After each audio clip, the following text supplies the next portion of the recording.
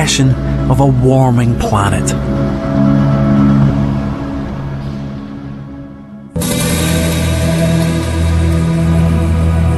Take what happened to the Las Vegas weather station. It was built in 1942 out in the desert, next to the local airstrip. But then Las Vegas grew. It's America's fastest growing city. Its population has tripled in just 30 years.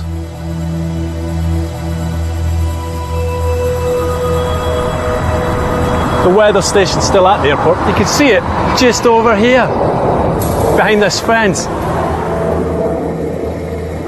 Las Vegas Airport has been gradually swallowed up by the city. Over the back there, you can see the famous Las Vegas Strip. So we are in the middle of the city, and that means we're in the middle of the urban heat island. And that means it's much hotter here than it would be naturally. Sure enough, this weather station has shown a 4-degree warming over the past 50 years, whereas a nearby desert station shows a warming of less than 1 degree. So the skeptic said, yeah, sure, all around the world, the weather stations are recording ever-increasing temperatures. But that's because of the growth of cities. The planet, that's not getting warmer at all. If they were right, the thermometer record was indeed faulty, and global warming was a false alarm. But there was a counter-argument. It wasn't only cities that were heating up. All across the globe, there was evidence that the world was warming. In the countryside, spring was coming earlier. In the mountains, glaciers were retreating further than they had for centuries. So much so that all sorts of things were melting out of the ice, including a human body frozen 5,000 years before.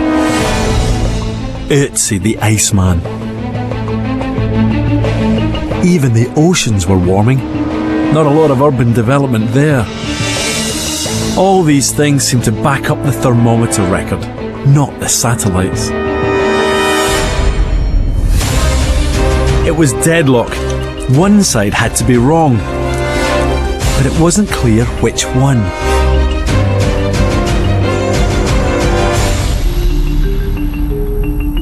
Finally, after almost 10 years of poring over the data, someone did find a fault. And it was with the data from the satellites. The problem turned out to be friction. Even at 800 kilometres, the satellites were still affected by the Earth's atmosphere. That made them slow down. So every year they fell about a kilometre closer to the Earth. To work out the temperature, they needed to take into account the height.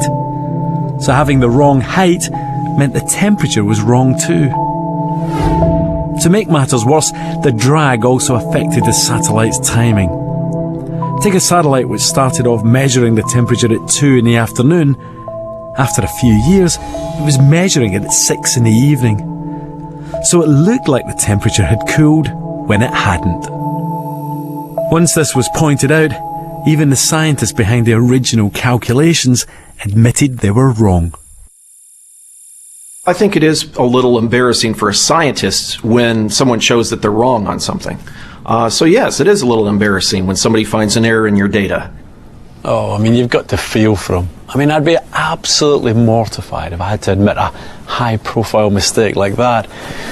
For me, the important thing is that Spencer admitted he'd made a mistake. When the error was pointed out to him, he redid his calculations, and right enough, he came up with a rather different answer. I think when we made that correction, if I'm remembering correctly, I think we went from a cooling trend to a slight warming trend. And then ever since then, it's been a warming trend, actually by sort of ever-increasing amounts.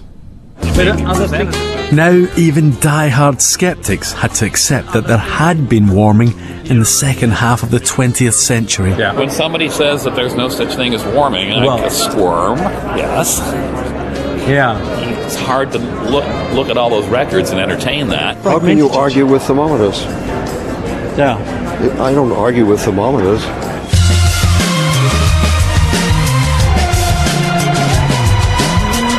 The rising temperature was now a fact, with thermometers and satellites confirming it. The skeptics' challenge had actually made the case stronger. But the battle was far from over. The skeptics hit back with a crucial question. Was the warming man-made or natural?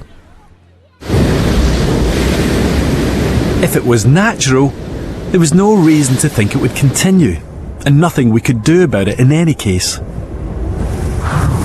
And the skeptics said they had evidence that it was just natural variation, because they said it had happened before, and the proof could be found in history. In 1000 AD, the Viking Eric the Red was banished from his native land for murder.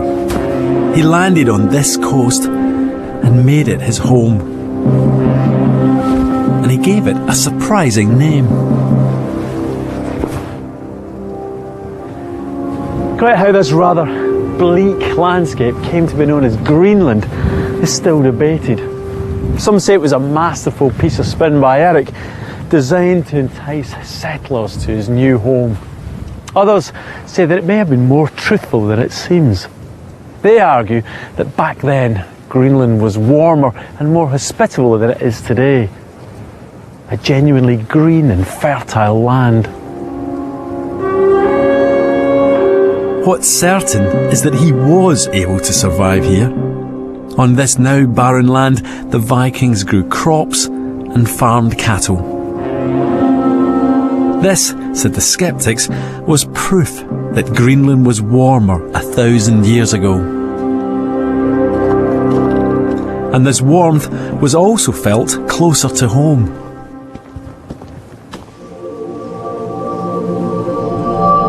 According to English historical records, the centuries around 1000 AD were warm and favourable.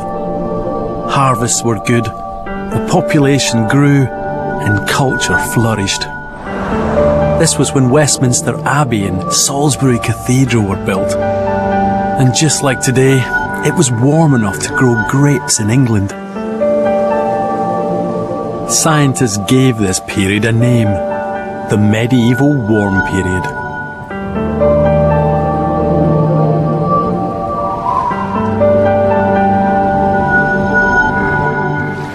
To the skeptics, the medieval warm period showed that today's temperatures are not unusual. It just doesn't make sense if you know anything about climate history and how much warmer it was in Viking times, for example. And all the evidence shows that the medieval warming was a great deal warmer than it is today. So there's nothing unusual about the current warming. If the medieval warm period really was hotter than today, as the skeptics said, it would support the idea that global warming is just part of the climate's natural cycle. The historical evidence seemed to back up the claim. But what scientists needed was hard data. They needed to know what the temperature really was 1,000 years ago in the medieval warm period.